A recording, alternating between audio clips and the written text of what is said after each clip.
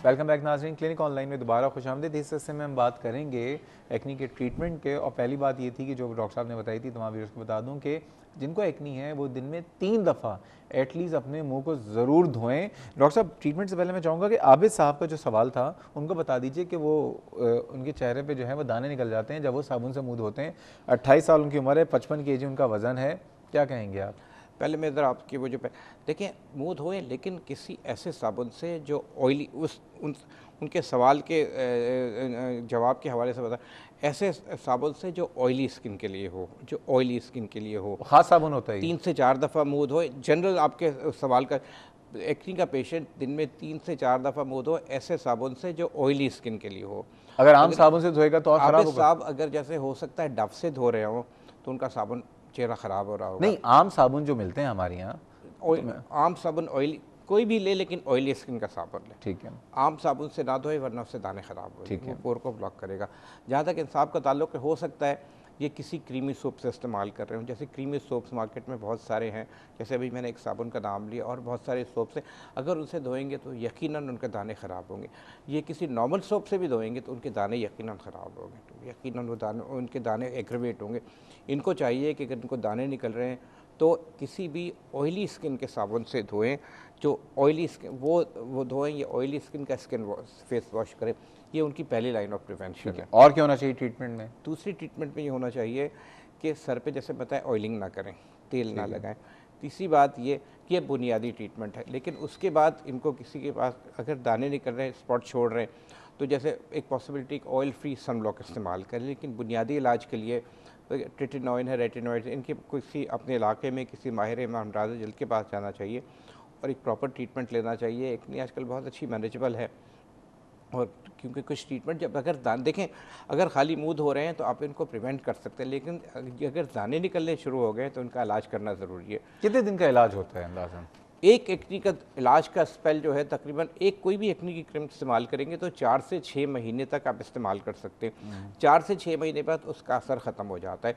Acne की cream का मसला ये है कि अगर दाने ख़त्म हो जाए फिर भी लगाते रहना चाहिए प्रिवेंशन के तौर पर। जैसे एक पेशेंट ने इस्तेमाल किया, 1 महीने या 2 महीने बाद उसके दाने ख़त्म हो गए, तो उसके बाद भी उसको 2-3 महीने इस्तेमाल करना चाहिए। अगर बड़े दाने हैं जिनको अपनी ज़बान में पिंपल कहते हैं, रतूबत वाले दाने हैं वर्म के साथ, तो उसके साथ मुँह के ज़रिए कुछ एंटीबायोटिक गोलियां भी डॉक्टर्स को देगा। हम उसको प्रेफर करते हैं कि दिन में एक दफ़ा लेने वाली कोमाइनोसाइक्लिन या डॉक्सीसाइक्लिन जो क्योंकि 3 से 4 महीने लेनी पड़ती है अगर बहुत पिंपल है, क्योंकि अगर उसके नतीजे में खड्डे पड़ गए या स्कारिंग होगी। जो मिसेस उस्मान का सवाल था कि जो स्कारिंग होती है, क्या उसका ट्रीटमेंट हो सकता है?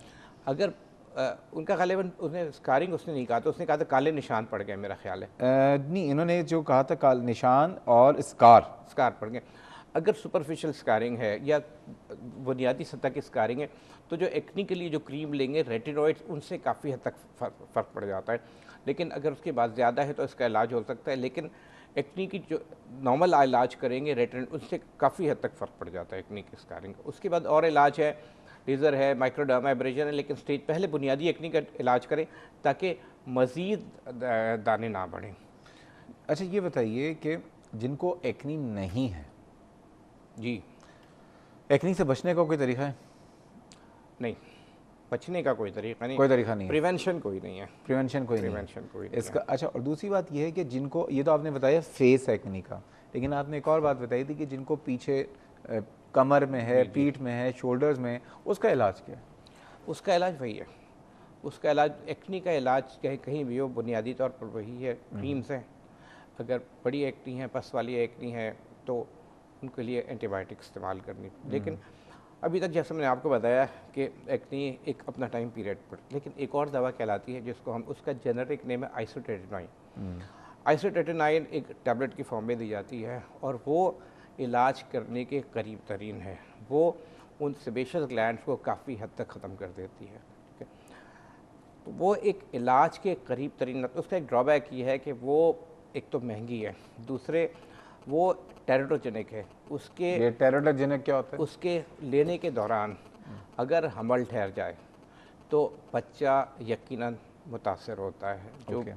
तो दौरान हमल वो नहीं लेना चाहिए। अगर हमल ठहर जाए तो बच्चा जो नौमौलूद या पेट में जो बच्चा है वो यकीनन मुतासर होता है। उसको टेरोजेनिक कहते हैं कि अगर पेट में बच्चा किसी वजह से नॉर्मल ना हो, एब नॉर्मल हो जाए, ये उसकी एक मेजर साइड इफ़ेक्ट है। लेकिन हमारे यहाँ अल्हम्दुलिल्लाह अभी तक एक वैल्यूज़ मौजूद हैं। तो हमारे यहाँ हम ये सोचते हैं कि हमल या प्रेगनेंसी मैरिज के बाद होगी, तो मैरिज से पहले लड़कियों को हम सेफ़ समझते हैं। तो इस वजह से 4 महीने का इलाज है, 4 से 6 महीने का पीरियड है, उससे बहुत ज़्यादा इफाका होता है, बहुत ज़्यादा फ़ायदा होता है।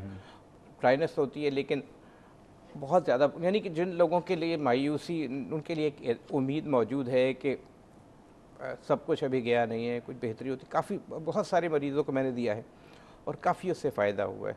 उसका मेजर है कि थोड़ी महंगी होती है, लेकिन फ़ायदा, उसके फ़वाइद काफ़ी ज़्यादा हैं अगर आप थोड़ी सी। अच्छा, एक और चीज़ ये होती है आखिर में, बस हमारे पास 1 मिनट है, जिनको एक्नी होती है ना, एक थोड़ा सा एक साइकोलॉजिकल प्रॉब्लम भी आ जाता है, एक एतमाद में कमी आ जाती है। बिल्कुल ठीक है ना, उसके हवाले से क्या करें? देखिए, उसके हवाले से बात ये है कि डॉक्टर साहब, बात ये होती है कि आदमी को हमेशा, मैं ये कहता हूँ कि अपने से ख़राब सूरत हाल में देखना चाहिए। हमेशा इंसान को अपने से नीचे हर हालत में, चाहे एक्नी हो, कोई और बीमारी हो, आपको माली पोजीशन हो, अल्लाह ताला ने हमें बहुत अच्छा रखा है, बहुतों से अच्छा रखा है। हमें हर हाल में अल्लाह का शुक्र अदा करना चाहिए। बहुत बहुत शुक्रिया डॉक्टर साहब, ये बहुत अच्छी आपने बात कही है। डॉक्टर जावेद वसीम हमारे साथ मौजूद थे, और यह है कि हमेशा की तरह बहुत सारी दुआएं, जिस तरह से आप लोगों की खिदमत करते हैं। और एक बात ये कि इनके क्लिनिक का बता देता हूँ कि क्लिफ्टन कराची में 3 तलवार हैं, और 3 तलवार पे सिंध लाल अहमद हॉस्पिटल में उनका क्लिनिक है। रोज़ाना शाम को, दोपहर को भी होते हैं, शाम को 7 से 9 बजे भी होते हैं। जिनको क्लिनिक जाना है, फेसबुक लोग पूछ रहे थे, मैं वैसे ही अनाउंस कर देता हूँ। उसके अलावा डॉ यूनिवर्सिटी और सिविल हॉस्पिटल कराची में भी मौजूद होते हैं। नाज़रीन, एक बात यह है कि कोई भी हाल हो, किसी भी हाल में हो, कोई भी परेशानी हो, कोई भी आजमाइश हो, ये दुनिया बनी है आजमाइशों के लिए। हम खुशियाँ ढूंढते हैं, लेकिन अल्लाह ताला हमें आजमा रहा है। इसका इनाम, इसका जो भी जज़ा है वो हमें शायद कभी दुनिया में मिल जाता है, लेकिन वो दुनिया में जो मिलता है वो भी आजमाइश होती है, और दुनिया के बाद हमें एक्चुअली इसके नाम मिलेगा। लेकिन कि किसी भी तकलीफ़ में या किसी भी आजमाइश में हमेशा अपने से नीचे देखें तो ज़्यादा बेहतर होता है। और दूसरी बात, कोई भी बीमारी हो, चाहे वो आपको एक्नी हो, चाहे आपको सोराइसिस हो, कोई भी प्रॉब्लम हो, जब भी जाएँ किसी मुस्तनद स्किन स्पेशलिस्ट के पास जाइए। और बहुत से स्किन स्पेशलिस्ट जो कि टीवी पे आपको अक्सर नज़र आ रहे होते हैं, उनकी ऑथेंटिसिटी को चेक करना हो तो Pakistan medical dental council PMDC की वेबसाइट पे आजकल तमाम डॉक्टरों की लिस्ट मौजूद है कि कौन डॉक्टर फिजिशियन है, कौन सर्जन है, कौन डर्माटोलॉजिस्ट है। उसका नाम डाल के ज़रूर चेक कर लीजिए, कहीं ये ना हो कि आप गलत डॉक्टर के पास जा रहे हो और आपका मसला सही ना हो रहा हो। इस प्रोग्राम में कोई फीडबैक या सजेशन हो तो आप मुझे ईमेल कर सकते हैं cliniconline@health-tv.tv, या फेसबुक पे जाके क्लिनिक ऑनलाइन के पेज पे अपने सवालात से हमें आप आगाह कर सकते हैं। इंशाअल्लाह ताला कल मुलाकात होगी। कल तक के लिए अल्लाह हाफ़िज़।